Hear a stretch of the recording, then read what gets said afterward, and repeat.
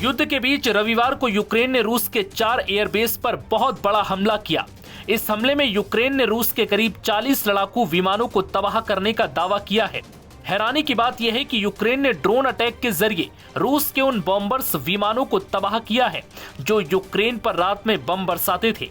यूक्रेनी website Kyiv independent की report के मुताबिक यूक्रेन ने रूस के मरमंस्क में ओल्नेया एयरबेस, इरकुत्स्क में बेलाया एयरबेस, इवानोवो में इवानोवो एयरबेस और डाइगलोवा एयरबेस को निशाना बनाया। बता दें कि रूस का बेलाया एयरबेस यूक्रेनी सीमा से लगभग 4000 किलोमीटर और ओल्नाया एयरबेस करीब 18000 किलोमीटर दूर है। इस हमले में A-50, Tu-95 और A-22 जैसे स्ट्रेटेजिक बॉम्बर्स तबाह हो गए। बताया जा रहा है कि जिन एयरबेस को निशाना बनाया गया वो रूस यूक्रेन सीमा से काफी अंदर पड़ते हैं।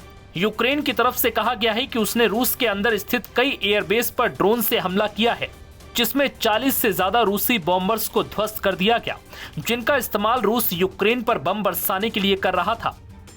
यूक्रेन का कहना है कि ये वही विमान हैं जो अक्सर यूक्रेन के ऊपर उड़ान भरते हैं और बम गिराते हैं।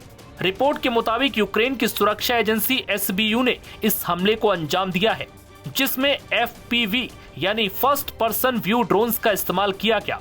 SBU के एक अधिकारी ने कहा कि यह हमला उन्होंने खुद के बचाव में किया है, क्योंकि ये रूसी विमान अक्सर यूक्रेनी शहरों को निशाना बनाते हैं। वहीं यूक्रेन के इस ड्रोन अटैक से रूस को भारी भरकम नुकसान हुआ है। जानकारी के मुताबिक नुकसान की लागत $2 बिलियन अमेरिकी डॉलर यानी करीब 17,000 करोड़ रुपए से ज्यादा हो सकती है।